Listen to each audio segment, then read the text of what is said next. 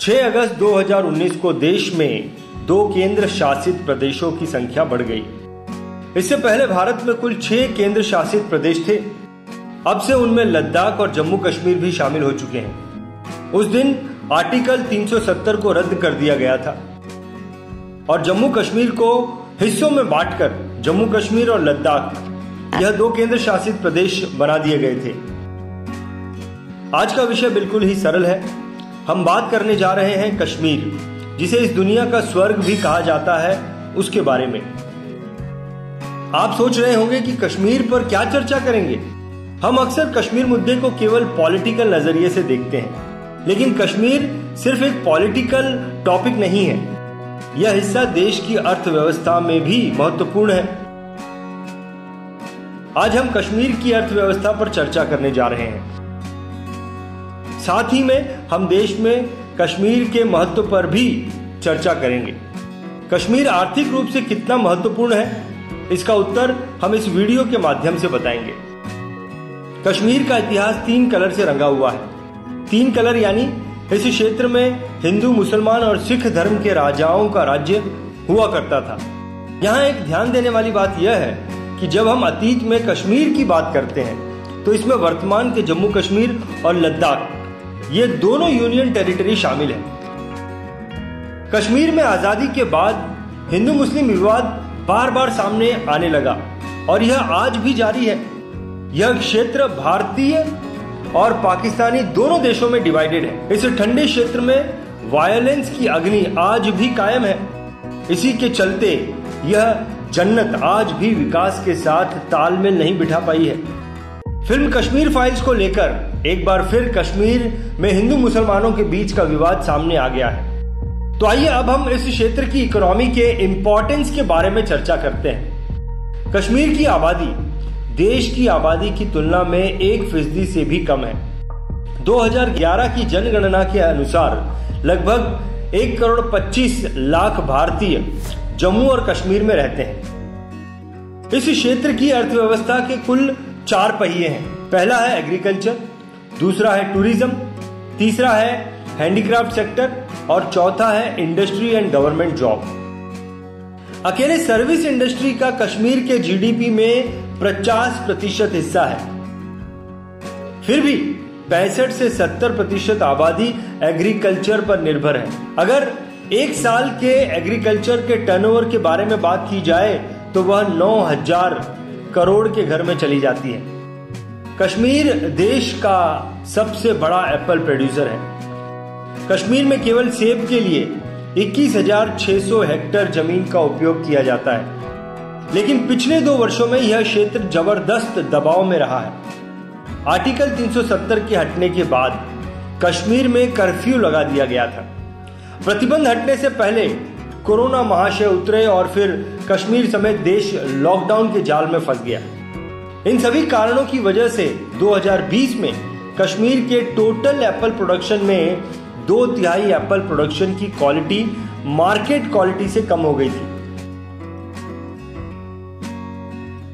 कश्मीर देश में क्वालिटी सफ्रॉन के लिए जाना जाता है। कश्मीर में केसर, पुलवामा, बडगाम और श्रीनगर इन 3 डिस्ट्रिक्ट में पाया जाता है, लेकिन यह प्रोडक्शन भी गिरावट में है। इसके पीछे मुख्य कारण क्लाइमेट चेंज है। इसके अलावा सस्ता ईरानी केसर भी एक कारण है। कश्मीर में केसर के प्रोडक्शन में पिछले 2 दशकों में 65% की गिरावट आई है। 2000 सन में केसर का जो प्रोडक्शन 16 मैट्रिक टन था, अब घटकर केवल 5.6 मैट्रिक टन रह गया है। कश्मीर की इकोनॉमी में टूरिज्म का महत्व बहुत ज्यादा है। अगर आप धरती पर स्वर्ग का अनुभव करना चाहते हैं तो आपको एक बार तो कश्मीर जाके आना ही पड़ेगा। टूरिज्म का दायरा इतना बड़ा है कि अकेले टूरिज्म का कश्मीर के जीडीपी में लगभग 8% हिस्सा है। इस क्षेत्र में हर साल 1 मिलियन एम्प्लॉयमेंट जनरेट करने की क्षमता है। वर्ष 2016 में 12 लाख से अधिक पर्यटकों ने कश्मीर का दौरा किया।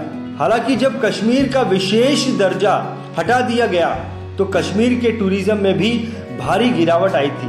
पिछले 2 साल में दुनिया भर के पर्यटन क्षेत्र पर कोरोना की मार पड़ी है, तो इसमें कश्मीर का पीड़ित होना भी स्वाभाविक ही था। अब यही कोरोना का ग्रहण समाप्त होने जा रहा है।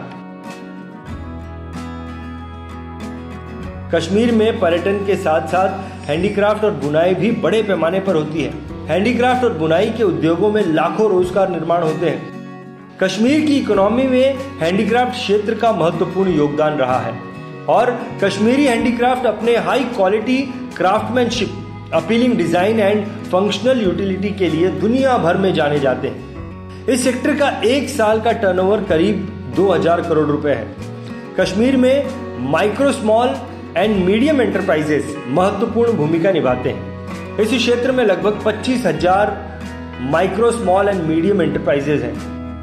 500 आईटी कंपनियों में 22,000 लोगों को रोजगार मिलता है। हालांकि यह संख्या बहुत धीमी गति से बढ़ रही है। वायोलेशन, कर्फ्यू ऐसी बातें अब कश्मीर में नॉर्मल हो चुकी हैं। इसके अलावा कई बार इंटरनेट बंद कर दिया जाता है। इसका सबसे बड़ा प्रॉब्लम होता है आईटी इंडस्ट्रीज को।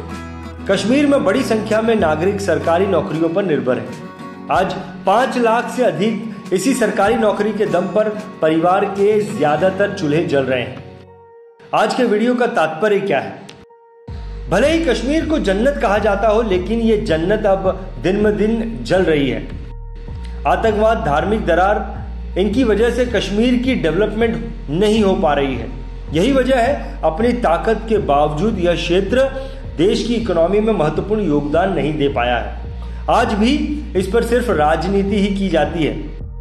2019 के बाद यह क्षेत्र देश की आर्थिक चक्र में अहम भूमिका निभाएगा। यह उम्मीद आज तक एक उम्मीद बनी हुई है। 1947 के बाद कश्मीर ने अपना भौगोलिक गौरव हमेशा के लिए खो दिया, जो आज तक कश्मीर वापस नहीं ला पाया है। कश्मीर के पास पूरे देश की इकोनॉमी और ट्रेडिंग सेक्टर में भरपूर योगदान देने की क्षमता है। सवाल यह है कि खोया हुआ गौरव वापस कैसे लाया जाए। एनर्जी में किसी भी इकोनॉमी को मोड़ने की क्षमता होती है। देश के ऊर्जा क्षेत्र में भी कश्मीर एक प्रमुख भूमिका निभा सकता है। कश्मीर में 20,000 मेगावाट से अधिक हाइड्रो पावर निर्माण करने की क्षमता है, लेकिन उसमें से 3,263 मेगावाट ऊर्जा ही हम निर्माण कर रहे हैं। यानी लगभग 1/3 ऊर्जा उत्पन्न करने की क्षमता होने के बावजूद यह उत्पन्न नहीं हो पा रही है। क्यों? क्योंकि इस क्षेत्र में रिक्वायर्ड इन्वेस्टमेंट नहीं किया जा रहा है। कैसे किया जाएगा? क्योंकि किए गए इन्वेस्टमेंट पे रिटर्न मिलने की कोई गारंटी ही नहीं है। दूसरा क्षेत्र है टूरिज्म। इस क्षेत्र को आवश्यक ऑक्सीजन ही नहीं मिल पा रहा है। कश्मीर के गुलमर्ग के अलावा आप इस क्षेत्र के कितने पर्यटन स्थलों के बारे में जानते हैं? नहीं जानते ना, क्योंकि टूरिज्म सेक्टर को बढ़ाने के लिए कदम ही नहीं उठाए गए हैं। आवश्यक व्यवस्था, पर्यटकों की सुरक्षा की गारंटी देने की कोई व्यवस्था ही नहीं है।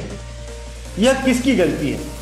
अब तक कितना नुकसान हुआ है, इस पर चर्चा अब बंद होनी चाहिए और इस क्षेत्र में प्रगति करने के लिए उन मुद्दों पर चर्चा करने की आवश्यकता है जिससे कश्मीर में प्रगति की किरण आ पाए। उसके लिए हमें नहीं हो सकता, पॉसिबल नहीं है, ऐसे नकारात्मक पाठ पढ़ना छोड़ना होगा। अगर आपके पास कोई सॉल्यूशन हो तो हमें कमेंट करके जरूर बताएं।